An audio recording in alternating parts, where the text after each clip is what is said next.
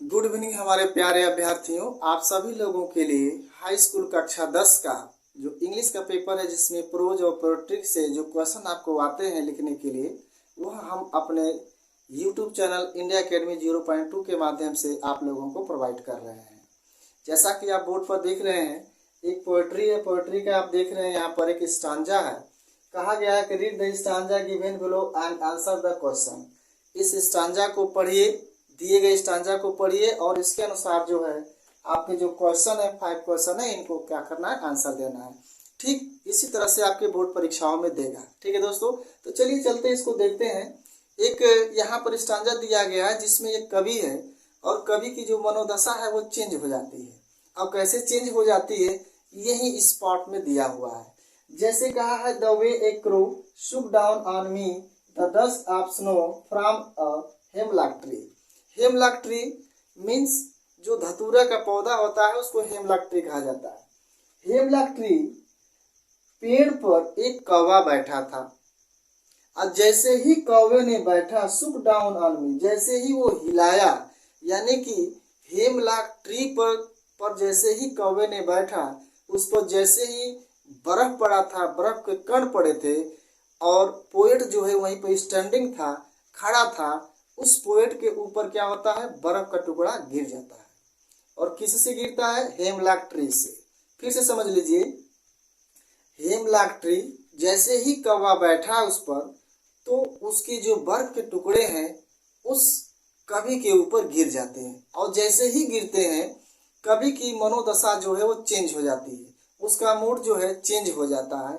क्योंकि जो hemlock tree है, ऐसा माना जाता है कि जो हेमलॉक ट्री है यह शुभ माना नहीं जाता है। इसी को लेकर के वह चिंतित है और इसके बाद वो सोचता है कि अब जो बचे हमारे दिन हैं वो कैसे हम इजाद करें। ठीक है दोस्तों, तो चलिए यहाँ पर देखते हैं पहला क्वेश्चन को देखेंगे। क्वेश्चन के अनुसार, इसी के अनुसार जो है आपको आंसर मिलेगा। ठीक है दोस्तों, तो पहला क्वेश्चन कह रहा है, what is the name of the poet of this poem.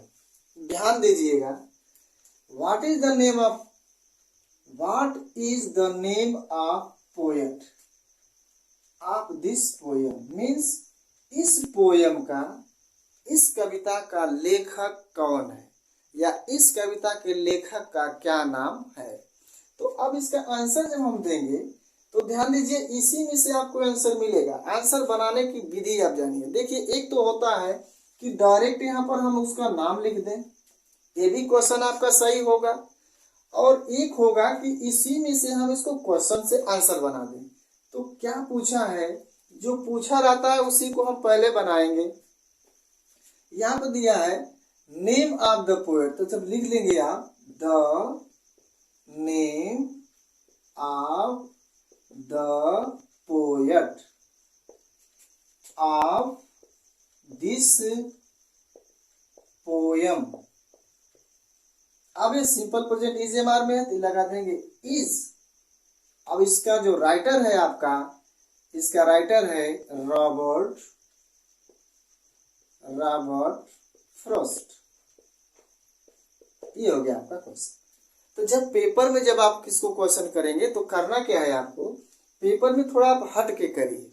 ठीक है दोस्तों, क्योंकि सभी लोग आंसर देंगे और एग्जामिनर वही लड़कों को टच करता है जो बेस्ट देता है, तो आपको आंसर बेस्ट देना है। तो बेस्ट देने के लिए करेंगे क्या, अब जो आपका राइटर है, इस राइटर के नीचे क्या करेंगे, आप अंडरलाइन कर लेंगे।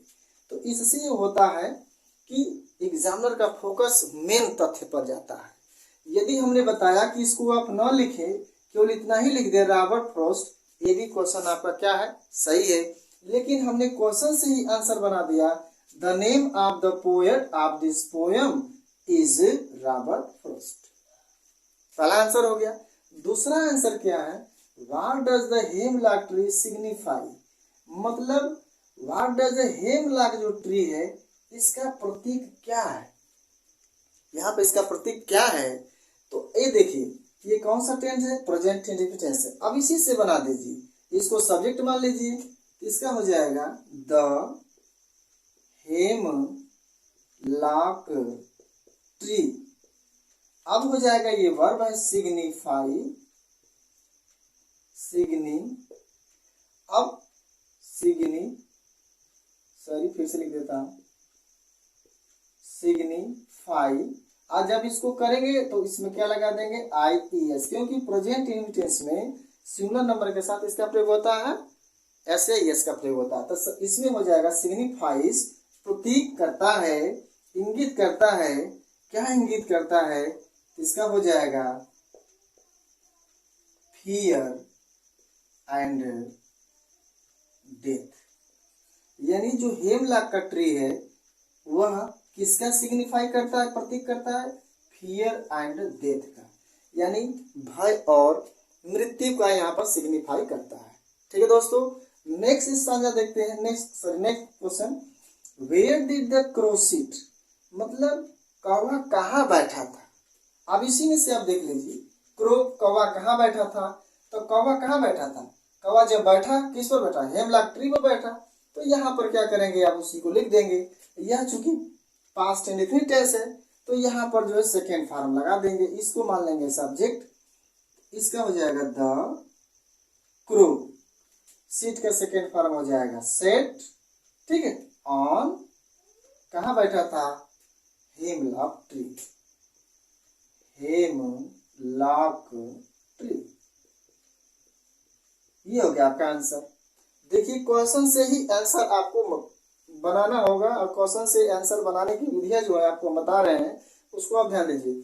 जिस टेंस में रहेगा उसी टेंस के साथ हम इसको क्या करेंगे, इसका आंसर देंगे। ये नहीं कहते कि मोहन स्कूल जा रहा है, आप कहेंगे मोहन स्कूल कब जा रहा था, नहीं, क्योंकि जिस टेंस में रहेगा उसका जवाब भी हमें क्या देना है, उसी टेंस में देना होगा। अगला होगा, under which tree was the poet standing.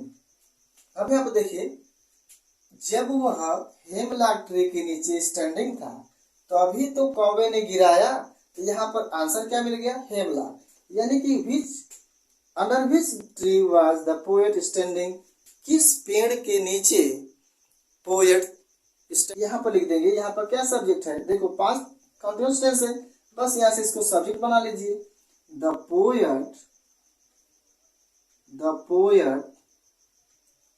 अब इसी टेंस में बनाएंगे तो इसका हो जाएगा वाज, और जानते हैं कि पास्ट कंटीन्यूअस टेंस कोई भी कंटीन्यूअस टेंस हो उसमें आईएनजी लगता है फर्स्ट फॉर्म में। इसका हो जाएगा स्टैंडिंग। अब कहां पर, अंडर हेमलॉक ट्री। ये हो गया आपका answer, the poet was standing under hemlock tree. ठीक है दोस्तों, अब देखिए क्या कहा, पांचवा क्वेश्चन में क्या कहा, how has the dust of snow affected the poet. How has the dust of snow affected the poet, means dust of snow का कैसा प्रभाव पोएट पर पड़ा। अब यहाँ पर क्या करेंगे, तो कैसा प्रभाव पड़ा, तो यहाँ पर जब उसका प्रभाव उस पर पड़ता है तो उस कवि का क्या हो जाता है, मूड जो है वो चेंज हो जाता है। The dust of snow changed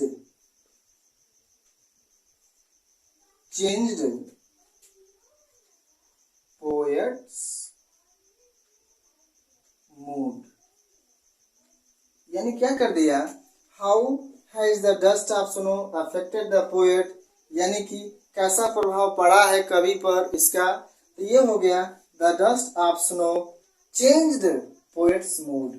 क्या कर दिया, वह कवि का मूड जो है वो क्या कर दिया, चेंज कर देता है। तो ये रहा आपका 5 क्वेश्चन जो बोर्ड परीक्षाओं में ऐसे ही आपको लिखना है। और क्या करेंगे कि जो मेन तथ्य होगा उसको आप क्या करेंगे, अंडरलाइन आप कर लेंगे। जो मेन तथ्य होगा उसको आप अंडरलाइन कर लेते हैं तो आपको जो है नंबर, सबसे अच्छा नंबर यहाँ पर मिलने वाला है। तो इस बात का ख्याल रखिएगा कि जहाँ तक हो सके जो मेन तथ्य है उसको क्या करेंगे, आप अंडरलाइन कर लेंगे। ठीक है दोस्तों, तो ये फर्स्ट स्टैंजा है। अब हम क्या करते हैं कि दूसरे स्टैंजा का भी हम आपको क्वेश्चन आंसर बताएंगे। ठीक है दोस्तों, आप लोगों ने यहाँ तक ले देखा, आप सभी लोगों का हमारे YouTube चैनल इंडिया अकेडमी 0.2 की तरफ से बहुत बहुत शुभकामनाएं एवं अग्रिम शुभकामनाएं कि आप परीक्षा में सबसे अच्छा नंबर लाए। ठीक है दोस्तों, तो चलते हैं फिर अब दूसरे स्टांजा में मिलेंगे। तब तक के लिए देखते रहे आप YouTube चैनल इंडिया अकेडमी 0.2। और जो लोग नए हैं वो चैनल को एक लाइक सब्सक्राइब कर दें और बेल आइकन का बटन दबा दें, ताकि जब ऑल पर कर देंगे तो जब भी यहाँ से वीडियो डालूंगा तो आप तक नोटिफिकेशन पहुंच जाएगा। ठीक है दोस्तों, यहाँ तक आप लोगों को देखने के लिए बहुत बहुत धन्यवाद।